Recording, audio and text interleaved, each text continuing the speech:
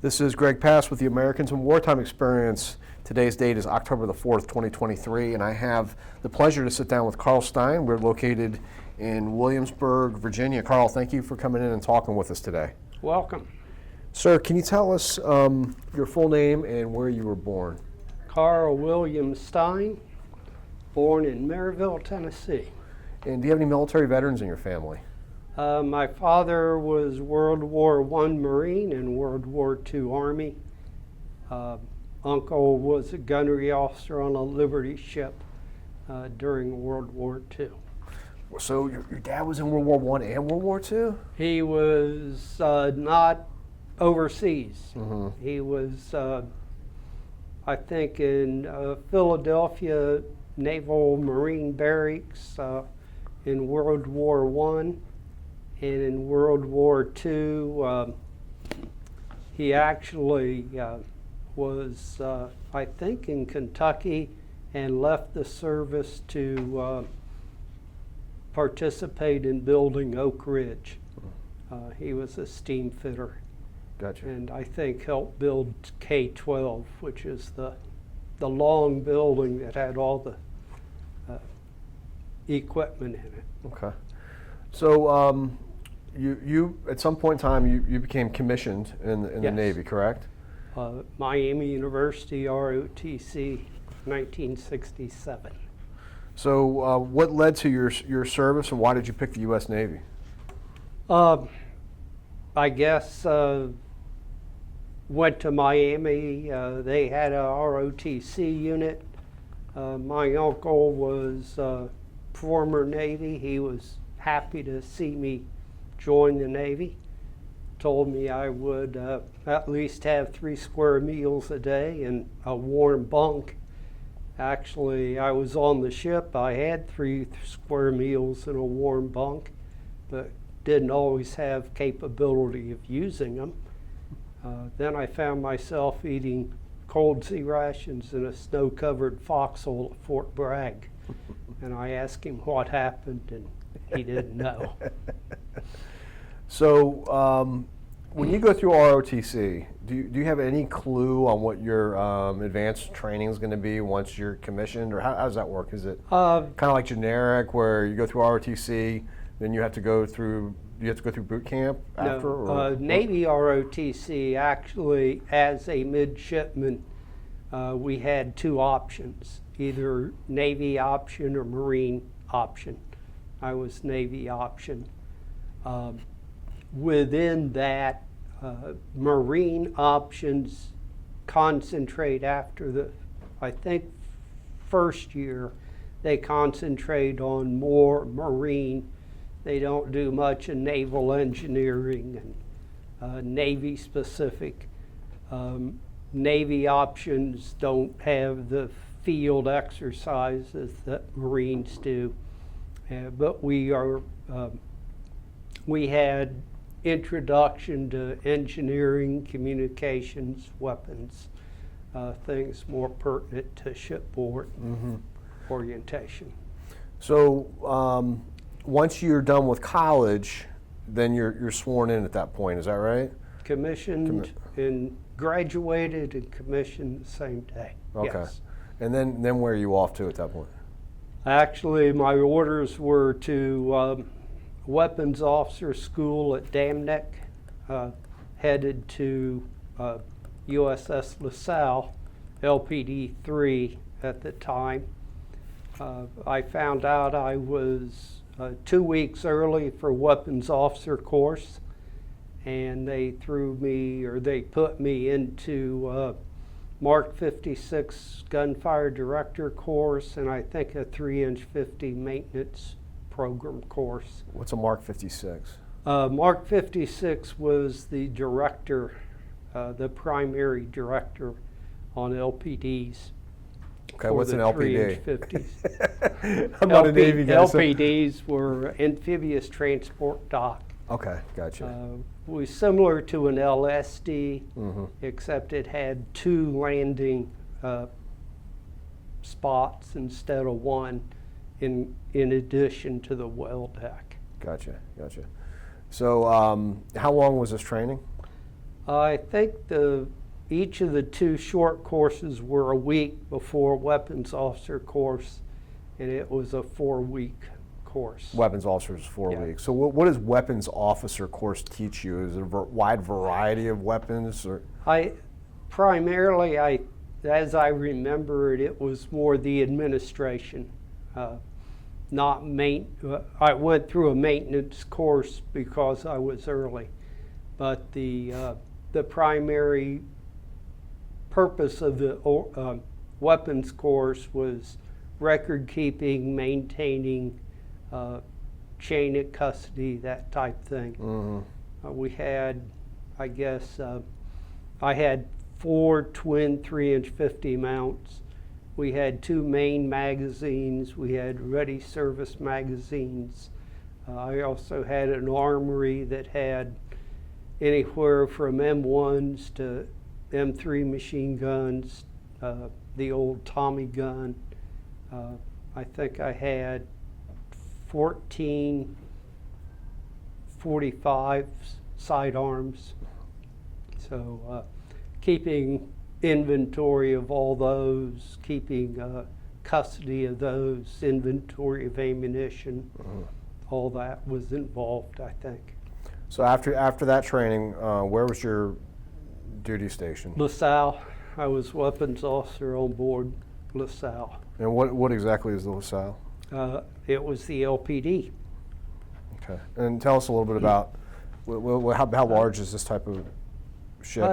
Gosh. Approximately, geez, just trying to get 526 feet long, probably an 80-foot beam, 24,000 shaft horsepower to drive through the ocean.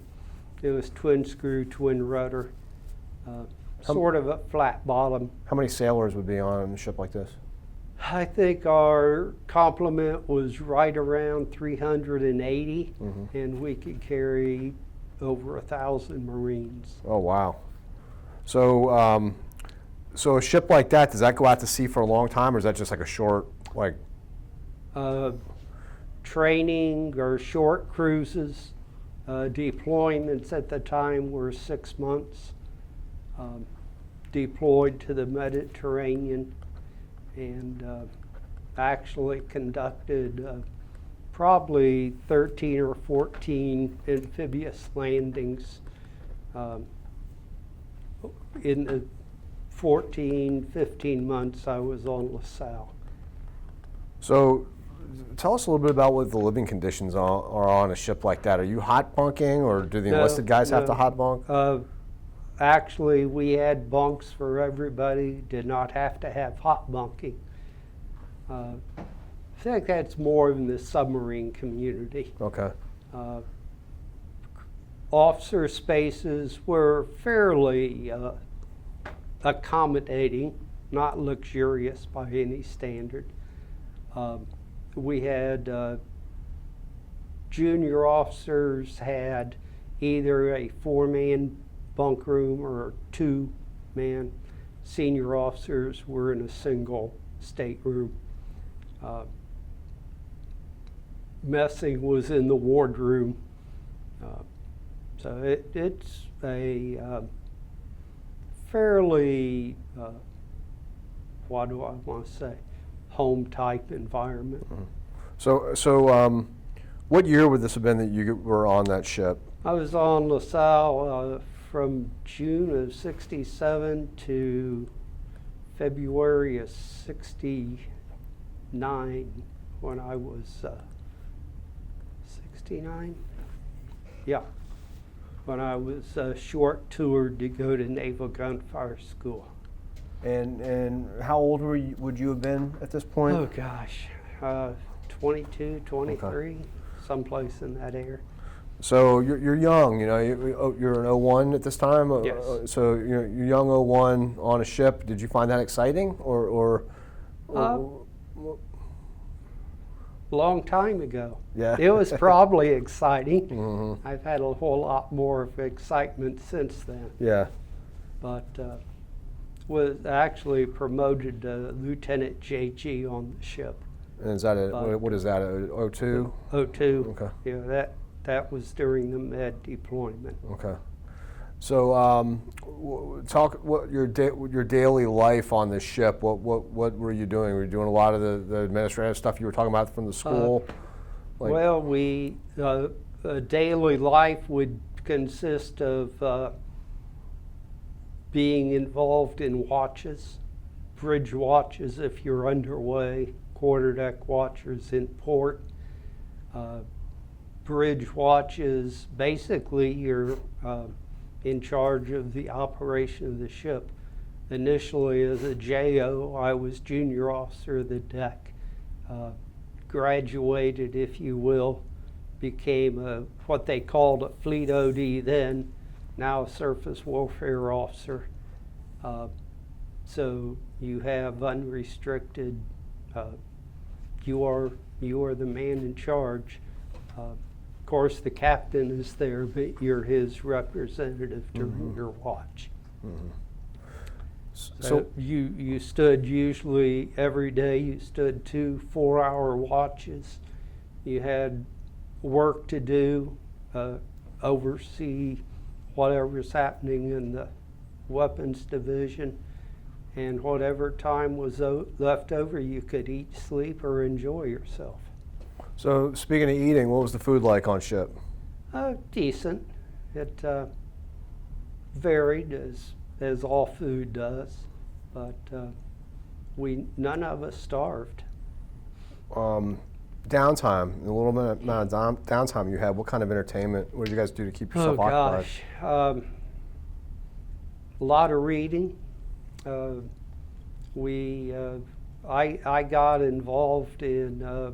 I played a lot of AC-doocy, which is the Navy version of backgammon, and played quite a bit of chess when I was able to find the time. Real world missions, so 67, 69 time period, what was our posture in 67 and 69, and who were main adversaries we were concerned about in that area? Well, I'm sure in the, Russia's always, I guess it's USSR during that time, has always been of interest. China, not so much then. We deployed to the Med. Even at that time, we had a little bit of terrorist interest activity, nothing that I was directly involved in. So after this, after you guys were done with that deployment in 1969, where did you go from there? Well, I was short-toured on LaSalle. I actually got orders on the 24th of February that said when detached in February, and that gave me 4 days to get rid of my primary assignment, which was weapons officer, and I think I had 22 collateral duties, including wardroom mess treasurer. I was because a weapons officer, I was a nuclear weapons officer. I had the nuclear weapons security force. We had to page check and account for, I think it was close to 50 classified publications. That 4 days was a whole lot of work and fun. Fun in quotes. I actually left the ship at 11 o'clock on the 29th. That was 28th. That was not a leap year. But I made depart the ship in February time frame. Where were you off to then at that point? Actually had orders to Naval Gunfire School in Little Creek.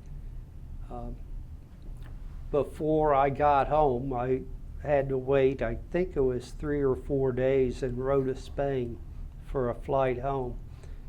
During that time, my wife got information from my detailer that he was sorry to inform her, but the school was not in Little Creek, Virginia. It would be in Coronado, California. Little difference in distance. So she met me at the airport and said, "Guess where we're going?" And I said, "I guess Little Creek." He said, "No, we're going to Coronado." So we went out to Coronado, and that was a 8-week school, I believe. Mm-hmm. But from there, I was a naval gunfire officer, went to 10th Marines, 10th Regiment, which was the artillery regiment in the 2nd Marine Division at Camp Lejeune.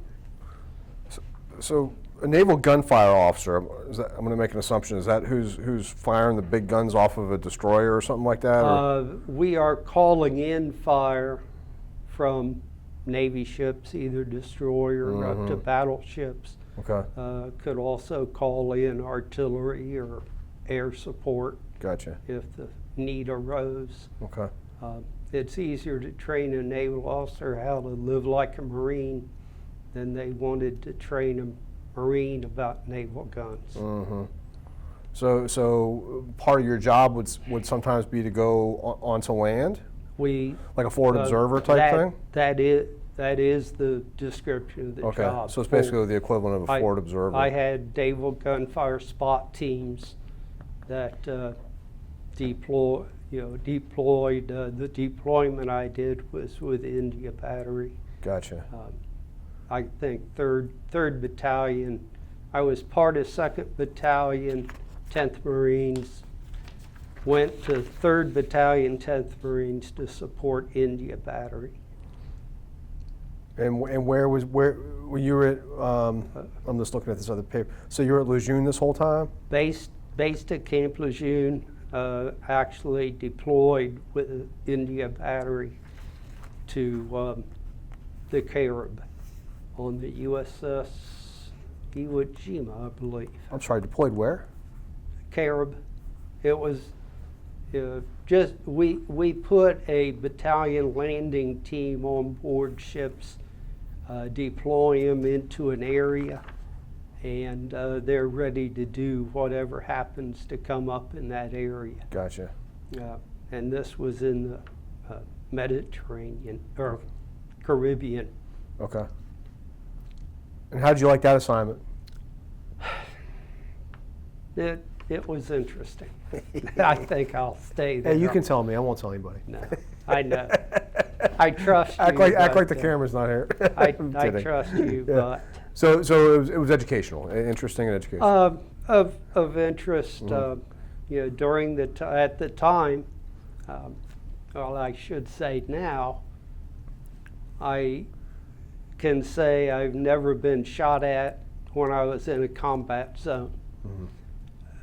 I have been shot at 5 times, and those were all friendly fires, and there is nothing like friendly fire.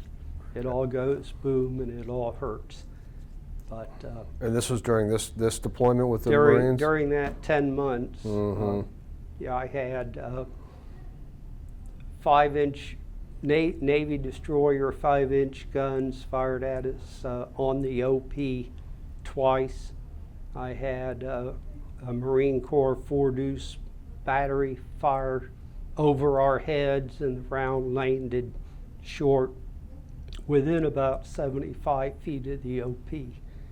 And I've also encountered 105 howitzer fire that was close to the OP. And this is during training missions? That's all training. Yeah. So what's worse, to be under the 105? It's all bad, I bet. But none of it is worse fun. than anything else. Yeah, it's all bad. It's all scary. Yeah. So so after your time with the Marines, where were you off to then? Actually, my detailer and I could not see eye to eye. He wanted to send me to an LST in the Da Nang River, and that wasn't exactly where I wanted to go. I wanted to go to a line destroyer in Westpac so I could fire the guns in support of somebody else, and after that go to what they call destroyer school, which is probably now part of the surface warfare training. We could not come to terms, and I left and decided to go home into, actually was born in Maryville, Tennessee. At 8 weeks, my family moved to southwestern Ohio, which is what I call home, and went back home, found employment that I very much enjoyed in the public health department, and spent 4 years in the public health department there, and also stayed active in the Naval Reserve.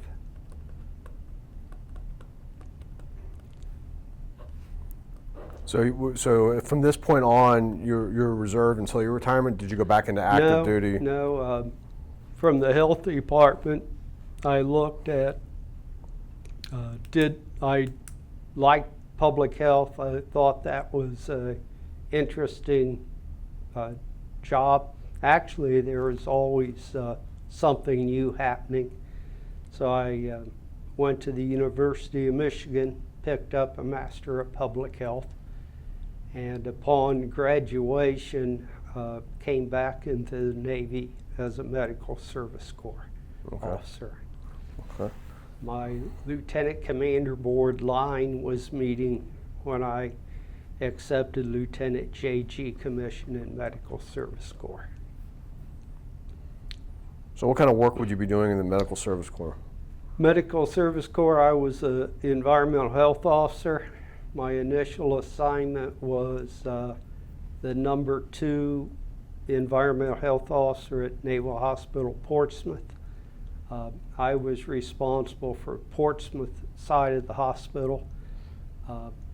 The senior environmental health officer took care of those bases primarily in the Hampton Roads area.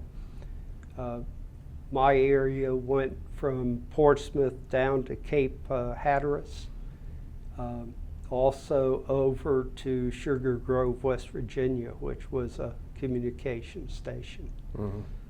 But I was also in the hospital. I was the infection control officer, which presented some interesting excitement also. Mm-hmm. How long were you at that facility? That was a 4.5-year tour.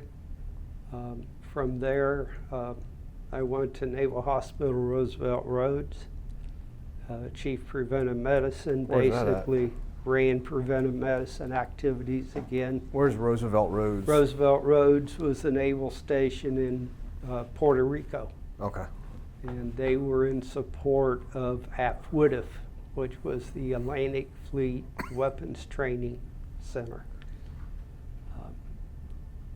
When they closed Puerto Rico firing range, Puerto Ricans did not like that idea of fire on their island of Vieques.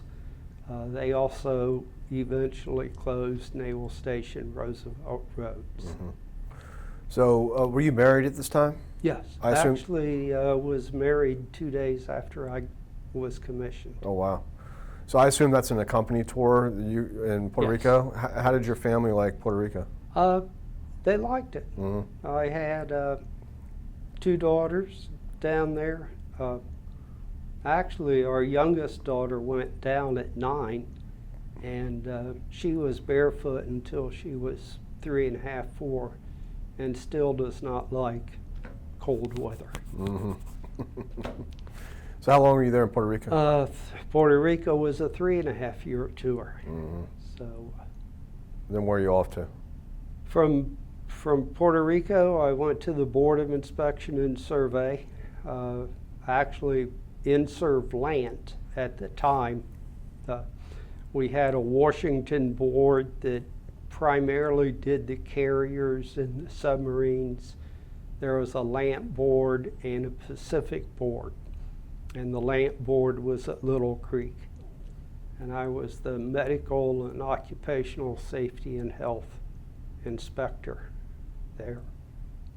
InServ was actually the only inspection body that is mandated by act of Congress.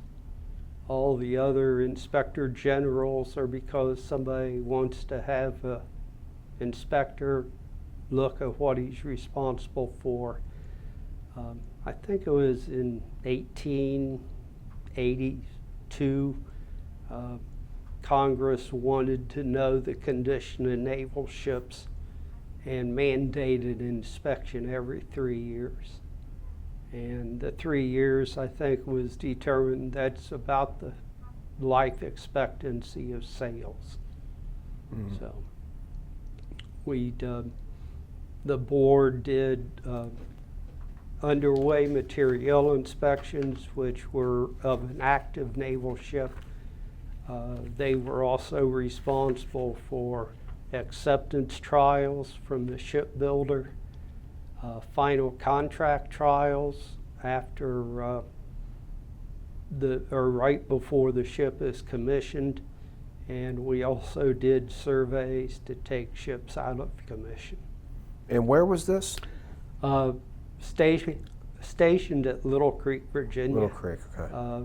Responsible. We traveled throughout the East Coast primarily.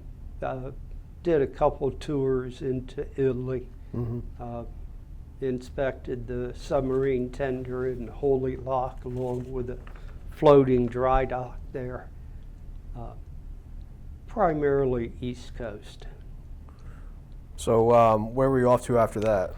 Oh gosh, after InServ, I was the Director of Occupational Safety and Health Preventive Medicine at Naval Medical Center, San Diego.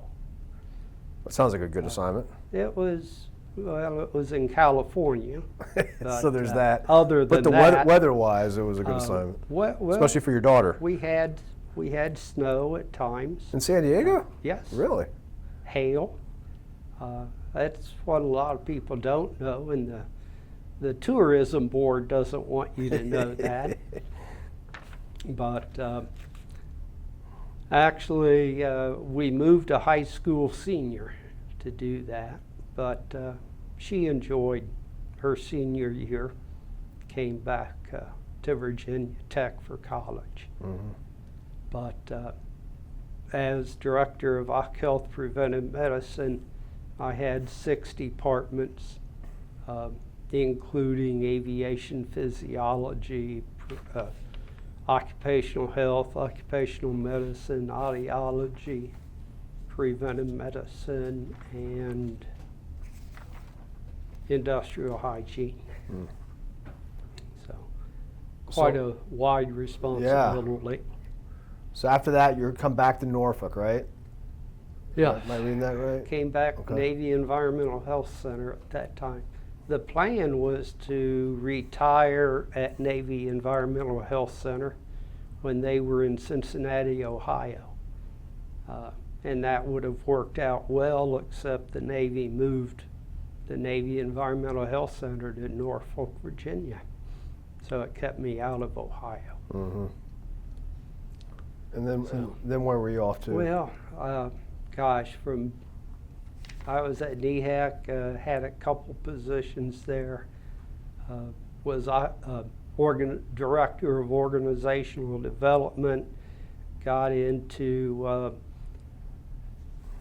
the occupational health, and actually we were developing deployable preventive medicine units, which we, at the time, chem bio warfare defense was a significant problem, and we have preventive medicine units that have a wide capability of everything from occupational medicine, industrial hygiene, laboratory capability. We were developing that into a deployable format. And from NEHEC, I actually went over to Preventive Medicine Unit 2 in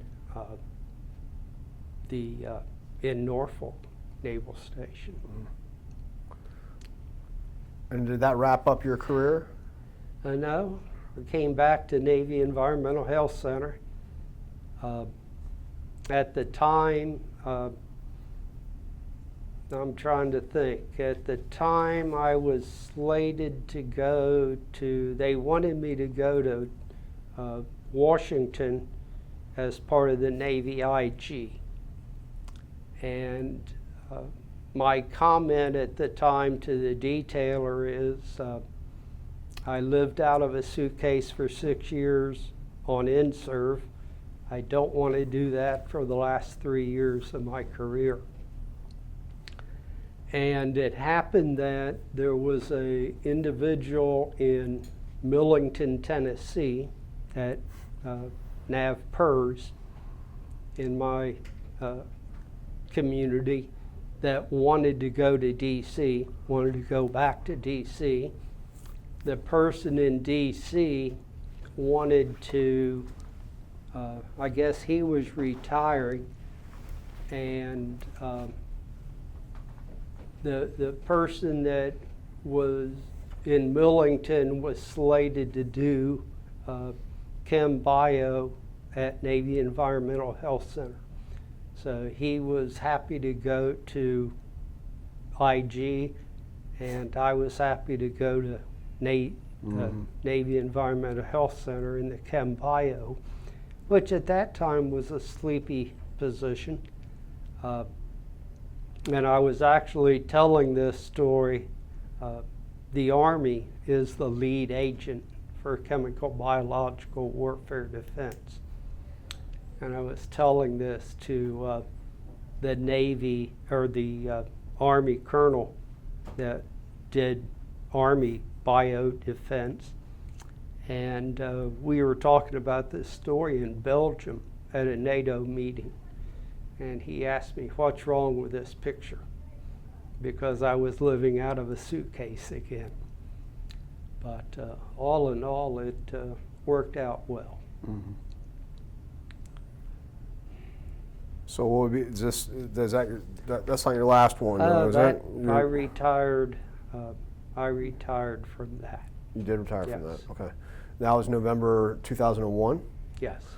Okay. Actually, my last day was Labor Day, 2001. My terminal leave and everything carried me to 1 November. So 9/11 didn't mess any of that up? It did not. I was potentially expecting about a recall, but never happened, and kind of sort of glad it didn't. Several friends of mine were caught. They were due to retire in October and November, and they were held. So of all the places you've been a lot. What was your favorite assignment that you Oh were on? gosh. All of them had special meaning. Was able to accomplish a lot. I don't know that I can really make one better than the others. Let me ask you, let me rephrase. Okay. The opposite direction. What do you think was the most challenging assignment that you had? Oh gosh.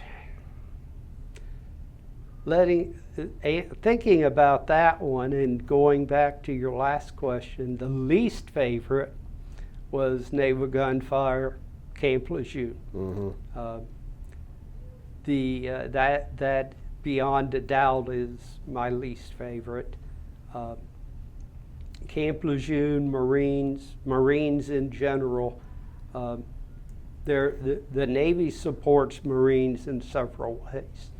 They provide their medical, they provide their chaplains, and they provide naval gunfire support. Medical people wear oak leaves, and that is, they recognize Navy oak leaves as medical be it a doctor, a nurse, a corpsman. They recognize chaplains in the Navy. They do not know what that star means on a naval officer's sleeve. So line officers, there were 14 of us there, and we really were not recognized as being in the Navy, being an important part of their life, although at times we could be. But again, I guess the least favorite, there were probably least favorite things within all the assignments. Again, shipboard, being deployed, that's not a favorite thing to do. I actually, looking back on it, had I stayed in the line, I'm not real sure I would have made a career. 20 plus years of being away from your family routinely just doesn't turn me on. So in the Medical Service Corps, luckily, I didn't have that problem. How do you think that your experience in the military prepared you for your second phase in life after the military? Well, my second phase of life basically didn't exist.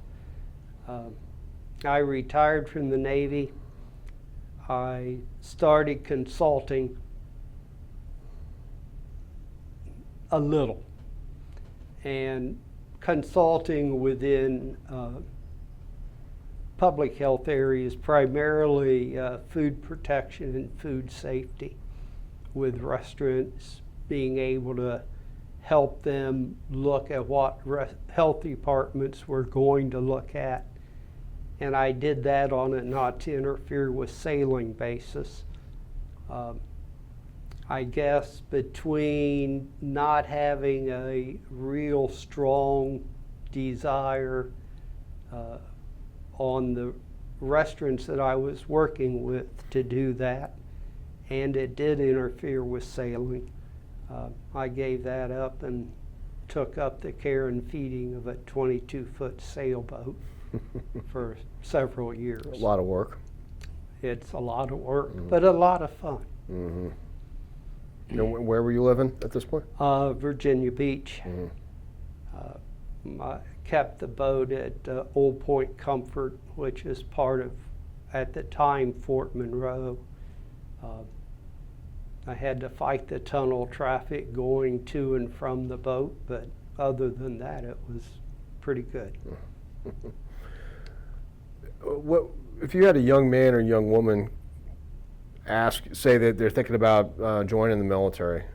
What advice would you give them on how to succeed, be successful in military service?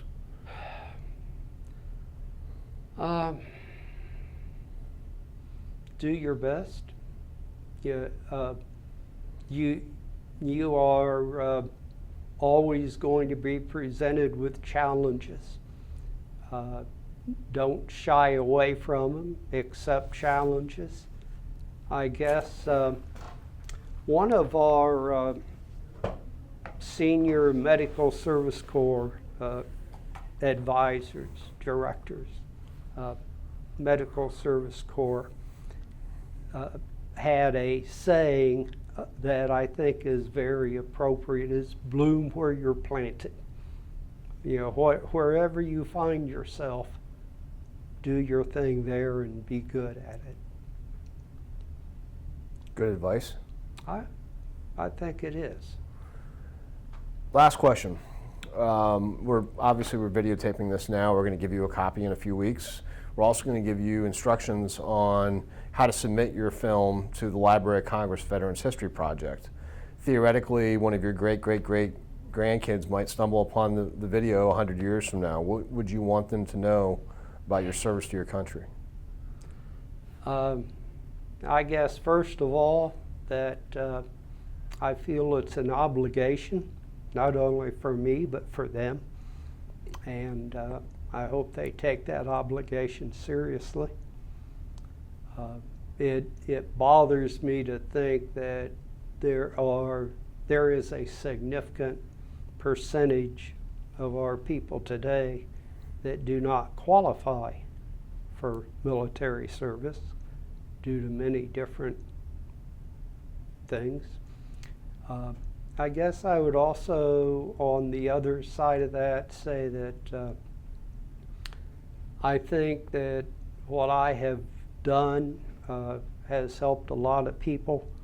I'm hoping that my service and others have made this world a better place. So I guess that's what it all boils down to. Very good. Well, on behalf of the Americans in Wartime experience, we thank you for spending time with us today, and more importantly, thank you for your service to our country. Thank you. It's a pleasure to meet you, sir. Thank you.